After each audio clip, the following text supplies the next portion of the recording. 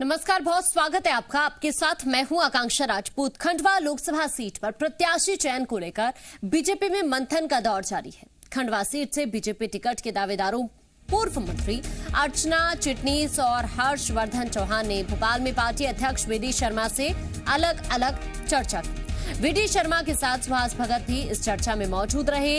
बंद कमरे में करीब आधे घंटे तक टिकट के दोनों दावेदारों से बात हुई।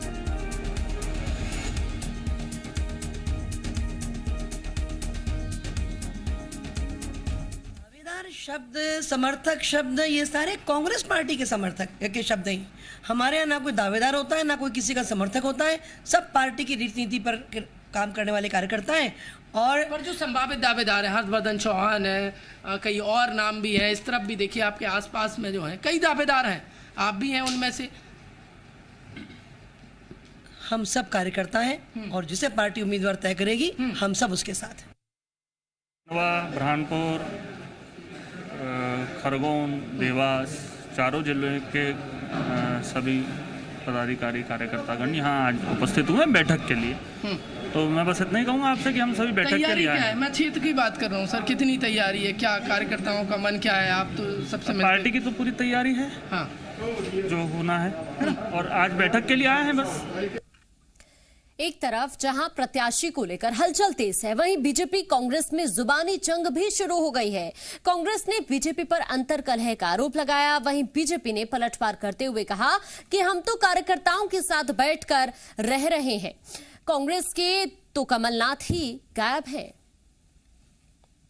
जनता पार्टी का गृह कलह, अंतर कलह, विघटन सामने आ गया है, सड़कों पे आ गया है। कांग्रेस पार्टी एकजुट है। कार्यकर्ताओं और जनता के आशीर्वाद से कांग्रेस की खंडवा में जीत तय है। यही कह रही है कि हमारी भी कांग्रेस है कहाँ दादा? कांग्रेस कहाँ है? कांग्रेस में राष्ट्रीय अध्यक्ष नहीं है, प्रदेश अध्यक्ष लापता है, कमलनाथ लापता हैं, अनाथ छोड़ गए पूरी पार्टी को।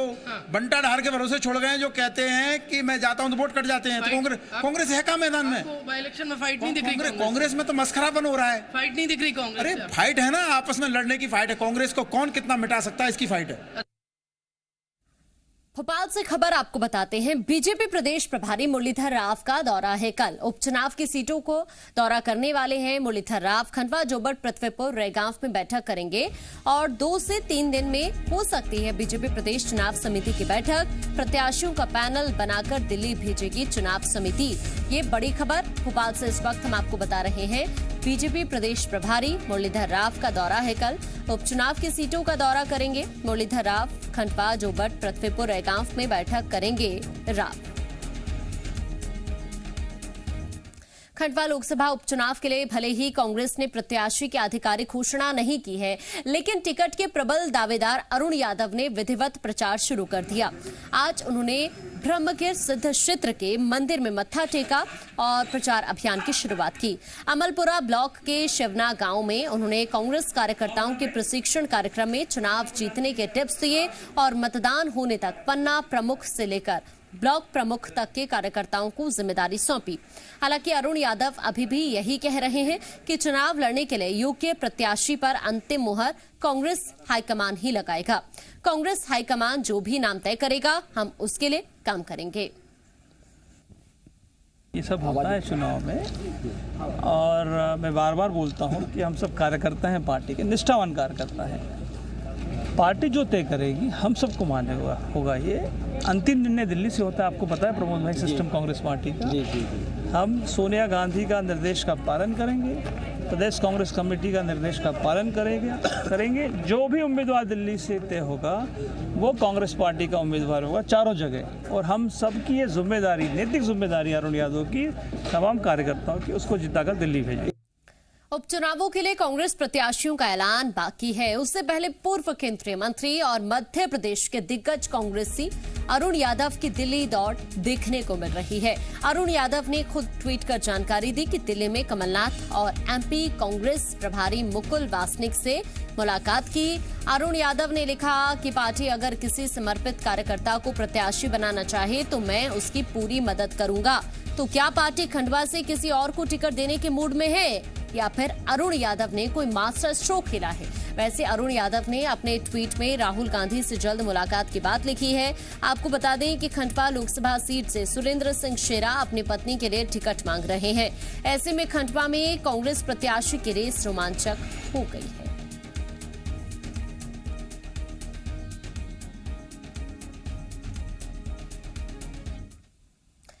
कांग्रेस में खंडवा लोकसभा सीट से टिकट के लिए घमासान जारी है। निर्दलीय विधायक सुरेंद्र शेरा ने अपनी पत्नी जयश्री ठाकुर के लिए टिकट की दावेदारी की है।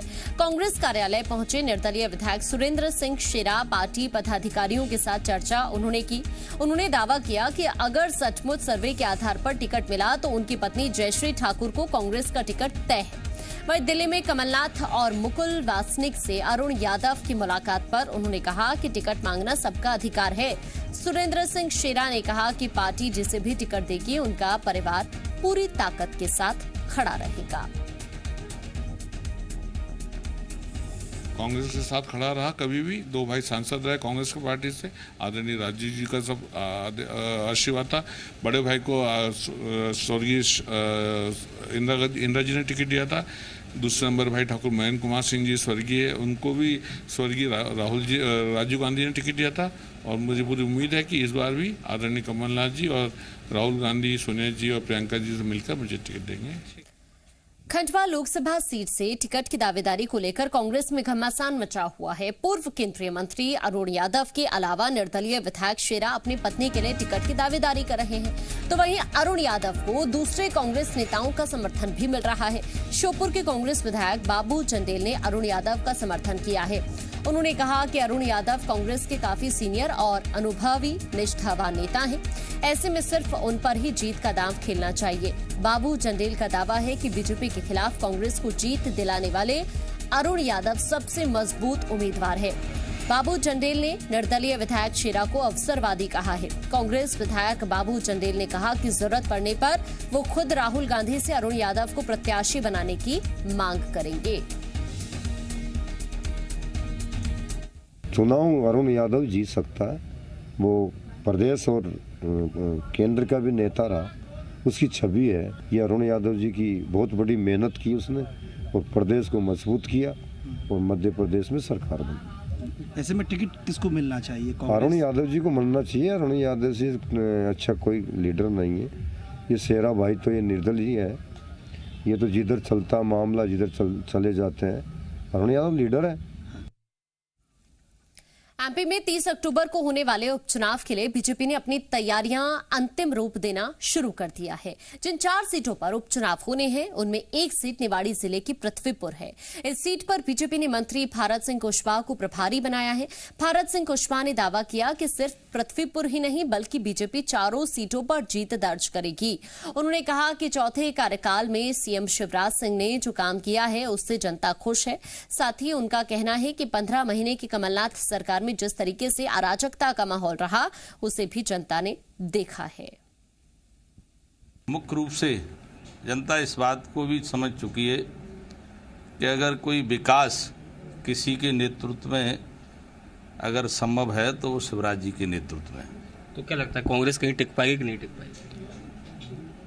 क्योंकि मुझे पूर्ण विश्वास है कि जिस तरह से जनता ने जो मूड बनाया है शिवराज जी को आशीर्वाद देने के लिए, भारतीय जनता पार्टी को आशीर्वाद देने के लिए 4 सीट पे हमारा प्रयास रहेगा कि जनता का आशीर्वाद मिले। जबलपुर हाईकोर्ट में आज अतिथि शिक्षकों की याचिका का सुनवाई करते हुए सरकार ने 4 हफ्ते में सरकार से जवाब मांगा गया है। हाईकोर्ट ने पूछा है कि अतिथि शिक्षकों को लेकर सरकार की क्या पॉलिसी है। दरअसल सागर अतिथि शिक्षक संघ ने हाईकोर्ट में याचिका दायर कर मांग की थी कि प्रदेश के स्कूलों के रिक्त पदों को तब तक नहीं भरा जाए जब तक प्रदेश सरकार अतिथि शिक्षकों के अधिकारों को लेकर कोई पॉलिसी नहीं बनाती है। साथ ही ये मांग की है कि समान कार्य के लिए समान वेतन मिलना चाहिए। आपको बता दें कि प्रदेश भर के शासकीय स्कूलों में करीब 78,000 अतिथि शिक्षक हैं। उच्च न्यायालय ने मध्य प्रदेश सरकार से 4 हफ्ते में जवाब मांगा है और इन सब और साथ ही कहा है कि अभी तक आपने क्या पॉलिसी बनाई है वो पॉलिसी लेकर आए। और आपने चूंकि 78,000 से ऊपर शिक्षक अतिथि शिक्षक काम कर रहे हैं, इनके भविष्य को कैसे सुरक्षित रखेंगे, इन सब बिंदुओं पर भी 4 हफ्ते के अंदर जवाब फाइल करने के लिए कहा है। अगली सुनवाई 8 नवंबर 2021 को है। भोपाल में आज से नए पुलिस मुख्यालय परिसर में जन गण मन और वंदे मातरम गूंजा। दरअसल हर महीने की पहली तारीख को PHQ में राष्ट्रगान और राष्ट्रगीत का सामूहिक गायन का आयोजन होता है, लेकिन कोरोना काल में ये कार्यक्रम बंद हो गया था। PHQ की कल्याण शाखा ने हर महीने की पहली तारीख को राष्ट्रगान और राष्ट्रगीत के आयोजन के आदेश सभी अफसरों को जारी किए थे। इसी के चलते पहली तारीख को पुलिस कर्मियों ने वंदे मातरम और जन गण मन गायन शुरू किया।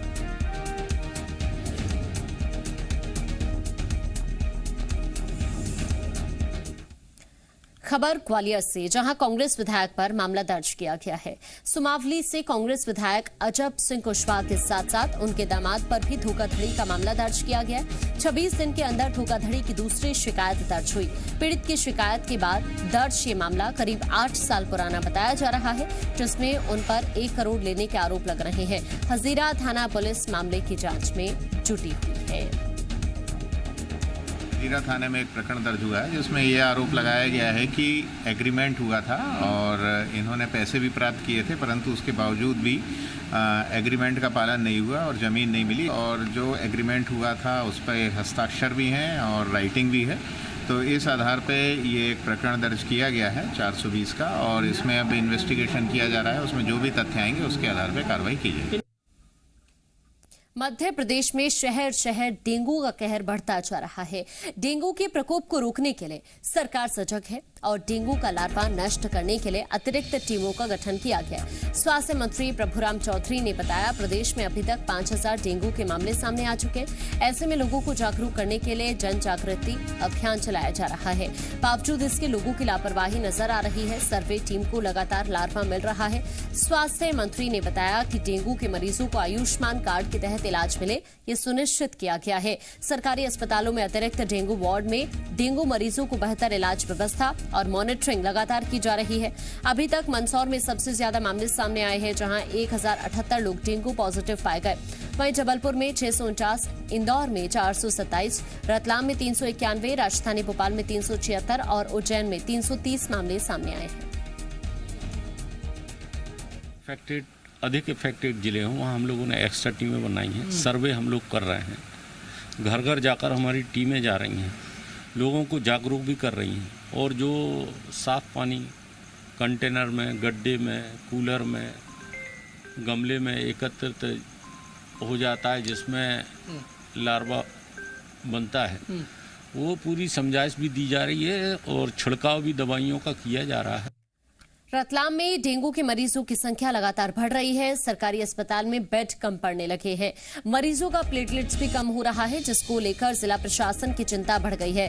ब्लड की कमी ना हो, इसको देखते हुए ब्लड डोनेशन कैंप लगाए जा रहे हैं। पुलिस लाइन में लगाए गए कैंप में कलेक्टर कुमार पुरुषोत्तम और एसपी गौरव तिवारी ने ब्लड डोनेट कर कर्मचारियों को प्रेरित किया। इस दौरान कई पुलिसकर्मियों और सरकारी कर्मचारियों ने रक्तदान किया। कलेक्टर और एसपी के मुताबिक डेंगू के मरीजों के प्लेटलेट्स कम हो रहे हैं।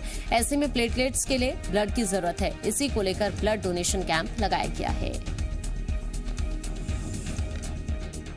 हम लोगों ने आज सभी शासकीय कर्मचारियों के साथ मिलकर यहाँ आयोजित किया है, जहाँ हमारा लक्ष्य है कि लगभग 100 पुलिस वाले आज ब्लड डोनेट करने का लक्ष्य रखे हैं इसमें, ताकि उनसे प्लेटलेट सेपरेट किया जा सके और ज़रूरतमंद को दिया जा सके। मेरी सभी से अपील है, जो भी युवा साथी हैं ज़िले में, वो जो फिट हैं वो बढ़ चढ़ के सामने आएँ और अभी ज़रूरत के टाइम पे ब्लड डोनेट करें, ताकि किसी की ज़िंदगी बचाई जा सके। ब्लड डोनेशन लोग निजी तौर पे लगातार कर ही रहे हैं, क्योंकि डेंगू के लिए प्लेटलेट्स की डिमांड है। आज इस दिवस पे करने का आशय सिर्फ इतना था कि और लोगों को प्रेरणा मिले और अधिक से अधिक लोग ब्लड डोनेट करें, जिससे कि अगर प्लेटलेट्स की डिमांड और आती है तो पूरी हो सके। ऐसे पूरी कोशिश है कि डेंगू पे नियंत्रण पाया जा सके और निश्चित तौर पे आगामी 10-15 दिनों में सुधार देखने को मिलेगा। अनूपपुर में आज से शराबबंदी हो गई है। हालांकि इसे सरकार ने लागू नहीं किया, बल्कि खुद शराब ठेकेदारों ने ही सभी शराब के ठेकों पर ताला जड़ दिया और दुकानों की चाबियां आबकारी विभाग को सौंप दी है। दरअसल जिले में नए एसपी के आने के बाद से लगातार शराब ठेकेदारों और कर्मचारियों पर मामले दर्ज किए जा रहे थे। ऐसे में शराब ठेकेदार लामबंद हो गए और शराब दुकानों पर ताले चढ़ दिए। अनूपपुर में 5 लाइसेंसी शराब ठेकेदार काम कर रहे हैं, जबकि जिले में देसी और विदेशी मिलाकर 21 शराब ठेके हैं, जो कि आज से बंद हो गए हैं। अनूपपुर में शराब दुकानें बंद होने से जहां महिलाओं में नाराजगी है, तो वहीं शराब प्रेमी नाराज नजर आ रहे हैं। कलेक्टर जो है, कलेक्टर मैडम की तरफ से उन्होंने आश्वासन नहीं दिया है कि आप लाइसेंस से अपनी दुकानें खोल लें, आपको जो भी समस्या है उसका बोले समाधान जो भी नियमानुसार कार्रवाई होगी वो की जाएगी। उन्होंने यही आश्वासन दिया है कि सभी लाइसेंसी जो हैं अपनी अपनी दुकानें खोल लें, आप जो भी नियमानुसार होगी, जो भी कार्रवाई होगी या एसपी सर के साथ जो भी होगा तो वो उनके साथ मिलकर इस मामले को सुलझाया जाएगा। अनूपपुर में लोकायुक्त की टीम ने खाद्य विभाग के सर्विस इंजीनियर अंबोज श्रीवास्तव और अनिरुद्ध कुमार केवच को 18,000 रुपए की रिश्वत लेते गिरफ्तार किया है। आरोप है कि उज्ज्वला योजना के दूसरे चरण में इन्होंने कहा कि बजट से ज्यादा पैसा लग गया है, इसलिए गैस एजेंसियों को 20,000 रुपए देने होंगे, जिसके बाद जैतहरी के गैस एजेंसी संचालक से 20 की जगह 18,000 रुपए देने की डील फाइनल हो गई। दोनों अधिकारी जैसे ही गैस एजेंसी के संचालक से पैसे ले रहे थे, तभी लोकायुक्त की टीम ने इन्हें धर दबोचा। आज अभी यहाँ पे कोई अधिकारी नहीं मिला। अभी डीओ साहब आश्वासन दिए हैं कि मैं आ रहा हूँ। अगर वो कलेक्टर मैडम नहीं मिली है, वो मैडम साहब नहीं है, वो गए हैं मीटिंग में। उसके बाद यहाँ पे चाबी हम लोग बोले दुकान है हम लोग को पूरा जिला बंद, जब तक हमारी मांगे पूरी नहीं। बहुत दिन से थी और ये विभाग वास्तव में भ्रष्टाचार का कहना चाहिए गड़बड़ चुका है और कहना चाहिए बहुत भारी मन से मुझे निर्णय लेना पड़ा। पग पग में पैसा चाहिए था इन लोगों को, हर जगह पैसा चाहिए था।